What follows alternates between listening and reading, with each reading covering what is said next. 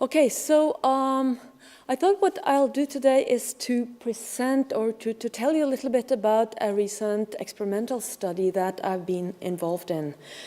And it's joint work with 3 colleagues from, all of them from Oslo. How does this thing work? Yes. This is a painting from the National Gallery in Oslo by Hans Gude. It's about 170 years old.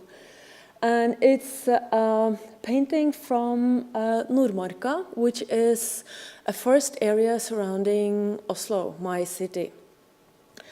And actually, Nordmarka looks very much like this still today. The main reason for that is formal regulation. So this area has been protected for a long while. You're not allowed to build anything there. It's a huge forest area, and it's used a lot for recreational purposes by the population of Oslo. But you cannot regulate everything. So when I go hiking there, usually, well, this forest is so big, so I can go places where I'll meet no one else.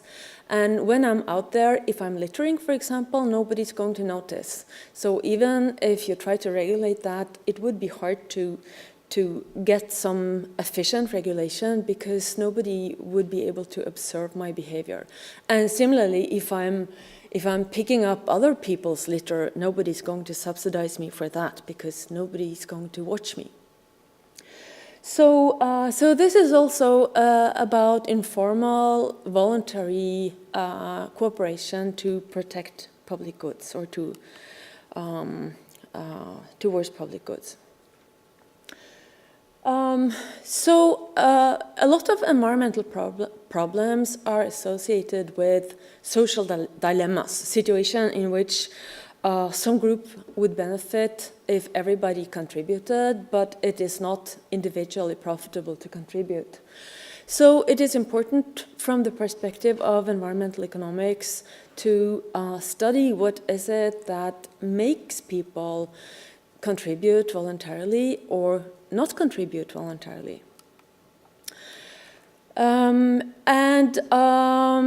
Behavioral economists and environmental economists have been studying this for a long while using several different methods, but one of the methods that we are using is economic lab experiments. And as most of you probably know, economic lab experiments are now this is a field that has become very popular. It's used a lot and has become a part of mainstream economics, really. It's usually the case that the experiments are totally anonymous, at least in the sense that we as researchers, well, not only do the participants they're not able to know what choices the others in the experiment are making, but also we as researchers are not able to know what decisions people are making. We pay them with real money, and it's a strict norm in this literature that you do not deceive people. In this study that I'm going to show you, actually this is 3 studies, but they're very closely related. We are using a public good game, which is a game that has been used a lot to try to study voluntary cooperation. And the basic public good game that we will be using here is one example of a public good game. Typically in public good games, you divide people into groups, randomly divide them into groups. In this experiment, we have groups of 3, so that's a quite small group size. Then you give them a sum of money. Here it's about $8 per person. And then their task is to share this amount of money between themselves and a group account. So everything that you keep for yourself is yours to keep when you go away from the experiment. Everything that you give to the group is multiplied by some factor by the experimenters. And in our study, any contributions to the group account were doubled and then shared equally between the group members. So this means that in our experiments, if you contribute 1 krone, the Norwegian currency unit, you will get 2/3 of that krone back, but so will everybody else in your group.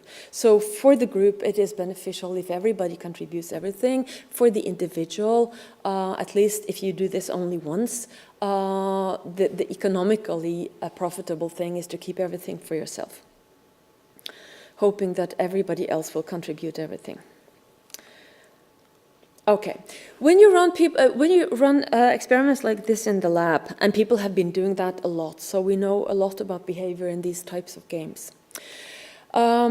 You typically find that if you do this only once, or if you do it several times, but you look at the first round only, you see a lot of cooperation. Some people always contribute everything, some people always contribute nothing, and a lot of people contribute something in between, but on average, people contribute about half of their endowment often, depending on the parameters of the game, of course. But what we also see very typically is that in these games, if you run the game several times, irrespective of whether groups are kept fixed or whether you have new groups in every round, cooperation is not sustained over time. That's a typical finding. There are some exceptions. So if you have sanctions, if people are allowed to sanction each other, or if you have formal sanctioning mechanisms, you can sustain cooperation, at least sometimes. And also if you introduce some mechanism that matches high contributors, so that the more cooperative people are allowed to play with each other, then often you are able to keep up the high contributions. Why is that? One main reason seems to be that a large share of the population, often a majority in these experiments, are conditional cooperators who cooperate if others do so too. But if others don't cooperate, people withdraw their goodwill and they stop cooperating. And for these people, it is important that they interact with others who contribute a lot. Okay. So what do you do if you cannot, for some reason, have sanctioning mechanisms, and also you cannot exogenously match high contributors? What about self-selection? Would it be possible to do something with these groups, making high contributors be attracted to one type of groups, thus allowing them at least to keep up their cooperation, even if the others do not sustain cooperation? Okay, right.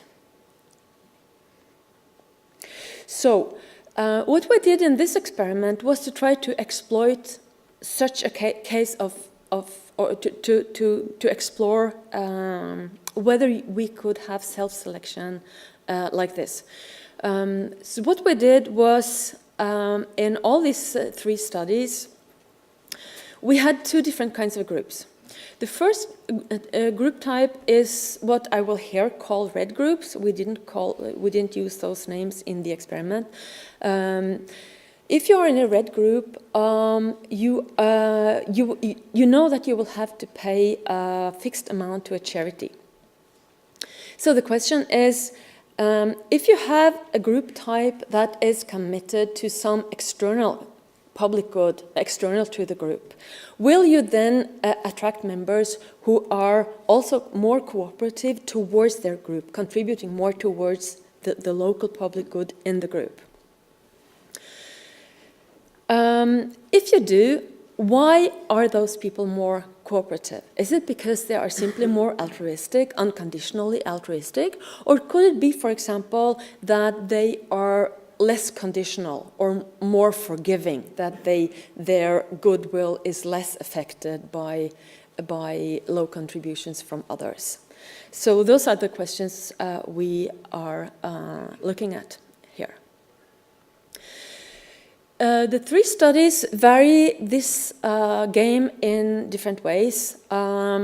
Whether we have a choice of group type or not, whether we ask people only an unconditional or a conditional contribution question, the number of repetitions, and if we repeat the game, whether group compositions are fixed or variable. So we did all of this in Oslo. The first study is some years old because that's data from an already published study. Earnings were quite generous in this experiment, so they spent an hour or an hour and a half, and they earned about $50. Okay, so the first study was published in 2011, and there we asked the question, do responsible groups attract responsible members? The issue that motivated us to ask this question was the issue of corporate social responsibility. We had been doing some theoretical work earlier on using a model of moral motivation, and one implication of this work was that we should expect, according to that model, that people who are more likely to, for example, not shirk in teamwork when they're not monitored, should also be more willing to accept a lower wage to work in a socially responsible firm. Okay, so in this game we used the simplest version of the game, as I showed you. I explained that already, I think. And we used only an unconditional question. So how many kroner will you contribute to the group account? First, we did this once. Then we did the same thing with 10 rounds and the same groups. But we told people that before we do this, you have to choose your group type. I'll get to that in a moment. In part 4, we asked people to choose their group type before every round, and in each round, new groups were formed. So what were these group types? In the group type called blue, at least that's what I call it now, we didn't tell the subjects this. For them it was X and Y or something like that. In a blue group, each member gets 50 kroner extra compared to the payoff I already explained.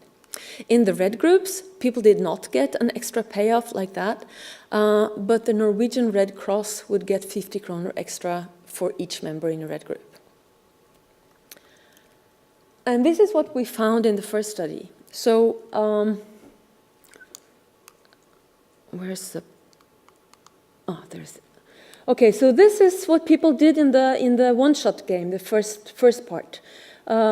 Here they didn't choose group types. So red here is those who later chose a red group.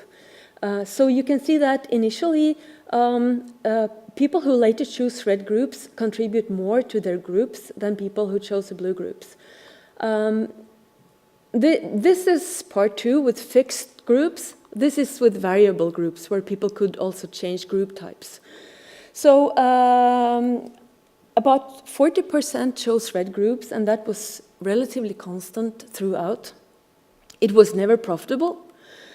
But what you see here is that the gap, not only did the red groups always contribute considerably more than the blue groups, but the gap is also increasing. And the theoretical model that we had did not predict this increasing gap.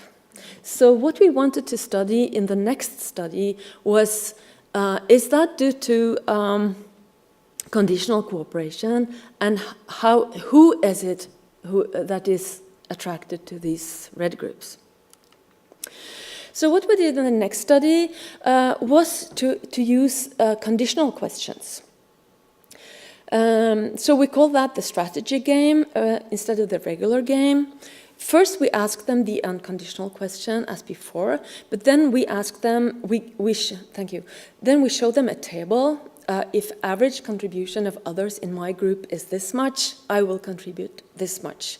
And then that unconditional question counts for 2 people in each group, and the conditional question counts for the remaining one in each group. So again, we first played the regular game, and then we did the strategy game, both of them only once. And then we ran the strategy game for 10 rounds. And finally, we ran the strategy game for 5 rounds. In the last part, we changed groups every round. And this is what we found now. So you can see that, so this is part 1, this is part 2, part 3 and part 4. What you can see is that it is a very clear tendency that people in the red groups always contribute more to their groups. And this difference is always statistically significant. But the gap is not increasing this time. Okay. So what we realized is that when we use this strategy game, the incentives are actually slightly different. Because there, when you have a lot of conditional cooperators, it is actually quite likely that, well, with 2/3 probability, the contribution of one of the others in my group is going to be a direct function of my unconditional contribution. So there is a direct interaction there, which is absent in the other version. So to study if this is the reason why we didn't find a falling tendency in the blue groups, thank you, we conducted the 3rd study. And in the 3rd study, the first 2 parts were like in the first study, the 2nd study to get the conditional preferences. And, but in this repeated part 3, we ran the regular game as before to get the right incentives. I'm not going to talk about the final part. And this is what we found. So here you can see that we have cooperation is falling apart in the blue groups, but not in the red groups, as before. Again, we have a lot of people choosing the red groups.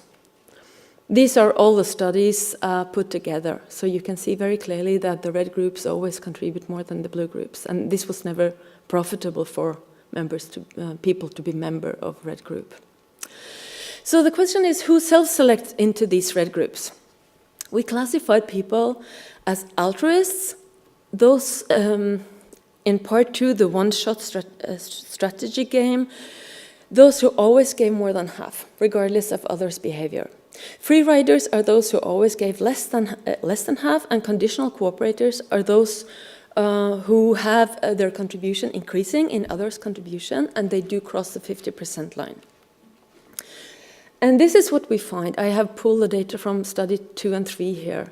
So you can see that 13% of our subjects are free riders, and only 15% of those choose red. So 85% of those choose the blue groups. We have only 5% altruists, but 80% of those choose the red groups. And then the vast majority are conditional cooperators who spread mostly to the blue groups, but some here and some there. When you look at the contribution profiles in these different types in the 2 group types, you can see that we have altruists in blue and red groups up here, so their profiles are very similar. This is your own contribution as a function of others' contribution. These are the conditional cooperators in both group types, so they are very similar too. And these are the free riders in both group types. So what we see is that the preference profiles within each preference type is very similar between the 2 group types. So that is not the selection that we get. The selection that we get is that the altruists are much more attracted to the red groups, the charity groups. The free riders are much more attracted to the blue groups. And although these groups are, the altruists and the free riders, are quite small groups, they can have a very important implication on the group dynamics when they interact with the conditional cooperators. So So in the red groups, people's goodwill are kept up by the altruists, and in the blue groups, people's goodwill is dragged down by the free riders.